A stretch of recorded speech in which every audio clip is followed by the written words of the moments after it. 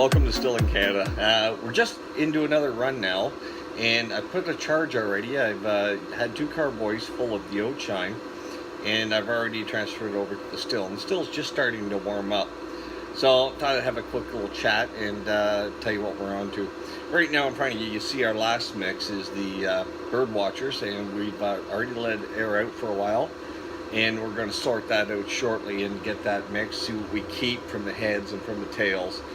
And then we're pretty sure that the 2 centers, so when we did it, everything was in 250 ml jars. And then when we got into our hearts cut, we knew we'd go with the bigger jars, so we're pretty safe there. This time on the setup, we're not going to be using 2 of our chambers, so we're going to put those away. Because this time we're not after a pure, we're after flavors a little bit more. We want it still as a drier spirit, so we've just got 3 bubble chambers in. And I'll get out of your way so you can see a bit. There you go. Alright, so we've just got the 3 chambers in this time. I still have to hook up the water. You can hear the boiler going, and you can see right here there's the one part of the end of the control box. And we're of course going to use the parrot, and we're pretty good with the setup. So we're letting that charge up slowly this time. It's a little cloudier than our Birdwatchers, so we're charging it up slowly. We're running at 80% on both the elements, and just taking our time. So you'll see as we go through, you'll see little clips as we go through, and then when we get to the final assembly here on what we're doing. Alright, so now we while we're waiting for the still to warm up on the next run, I guess we'll do a little figuring out what I want to keep. So I start off with number 1, that's the heads, and then and I wrote down the number when it came off and the proof at which it was coming off. So we have the 89, 90, and we dropped down to 70, and then it was down to 68 for number 5, and then we changed some of the settings again. And for the big one here, which we know we were into hearts, and we got 80 proof. And then right after this there was a stop. I stopped and I reset a couple of things, and then I went again. I pulled off a little bit when I was starting up again. I pulled off a little bit, and then after that I started again. So this ran from 80 to 70, and then we started getting into the tails, and there was the 60. So this started off a little bit higher than that, but ended up at started off at the 70 and ended up at 60. And then we ended up down here from 60 to 40, and then 40 to 30. After 30, I just stopped her and get rid of it. So there's that run. Now I'm going to sit here. They've been airing out with the coffee filters on them for over 24 hours now. And we're going to smell each one and figure out what we're going to keep. And there's 2 of us who are going to be doing this. So we have different noses, different tastes. And I do have to get a spit bucket out here because, boy, if I sampled all these, I'm going to be in trouble. I'm going to start these 2 big ones first. I'm going to go down here, probably to these 2. I already know that one I'm not going to want.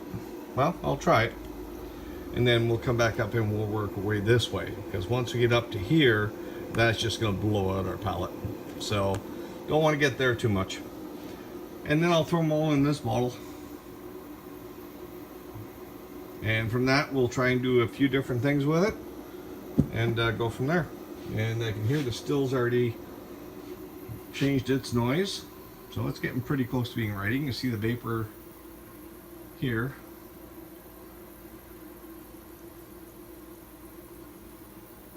So still a few things I'm not happy with on this, and that's all in my cooling system for the condenser and the deflag.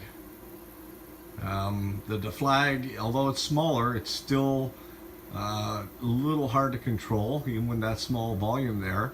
I need to install a needle valve onto it so I can get the flow right onto it. And then the condenser, it's that condenser will knock down almost anything. I think I can throw that on the 8-inch column. Oh, and we see the first plate starting to bubble. It doesn't take long for that second plate to catch up. And the third plate, you can see So here you can see that getting knocked down just as it starts to bubble.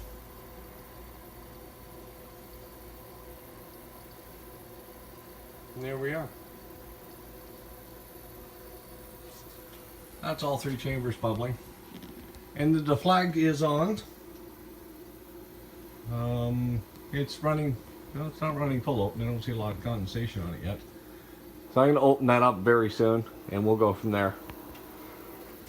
So we did all the mixing. We opened them up, and I opened them up and I smelled each one. I went from the center of my heart's cut.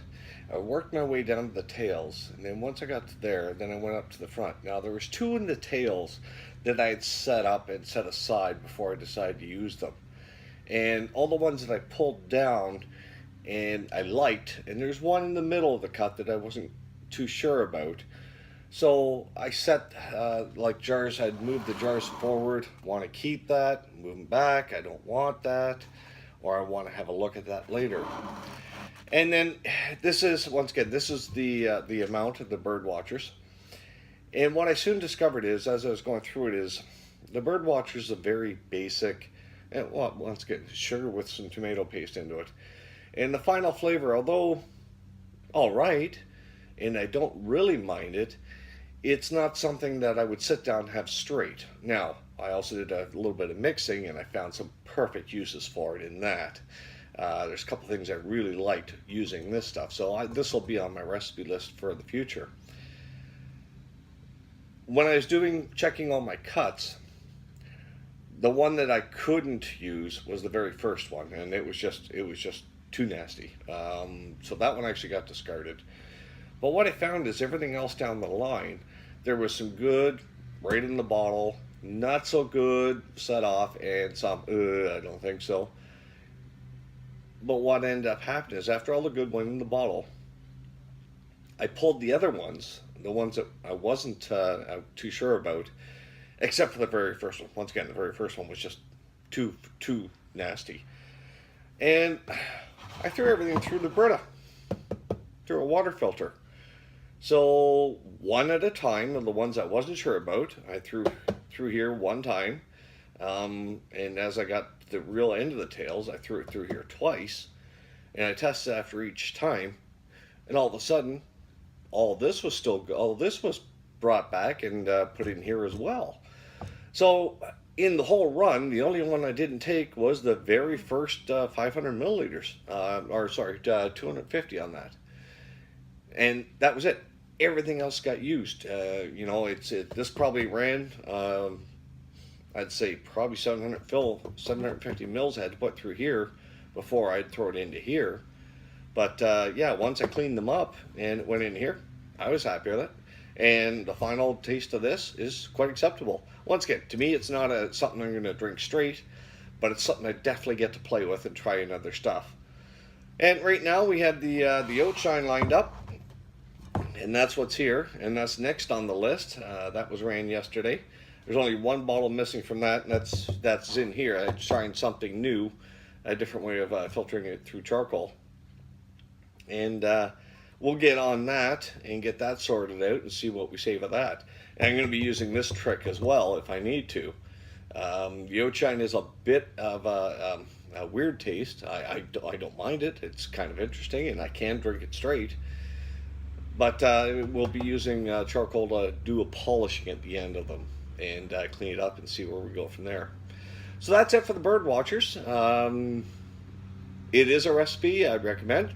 I will be running it again, but once again, it's not something I'm going to recommend to enjoy straight. I don't find it pleasing straight, but mixed with a few other things. We tried a crab apple with the what else was in there? There was a pineapple mix that went in and a few other things. So some of the tropical mixes we tried it with, and it was excellent. So it's good for that sort of thing. And there was a couple of creams we tried that were really quite fantastic, and the flavor of this enhanced them. So yeah, definitely a use for this in my opinion, and I will be running it again. Thanks for joining me on Still in Canada, and if there's anything you like, hit the like over here. Hopefully I got the right spot. And if you really like to hit the subscribe, that really does help us. The more people we have on our subscribe, the better off it is for us, and it'll keep us going. And you know, we're learning. We enjoy this, and the future is. We've got some big plans for the future, so stay tuned. And I have a bunch of other videos coming out, and we'll get this sorted as well. And the still's going to get fired up for another run very shortly. Time to do the corn mash. All right, so we'll talk to you soon.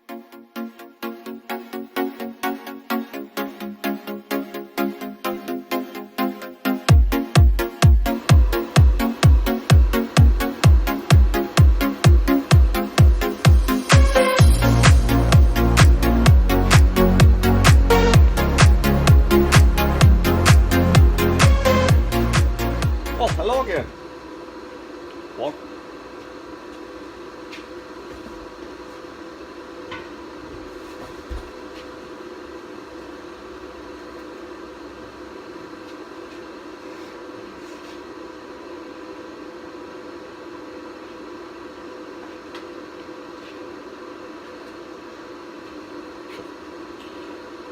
I can't see.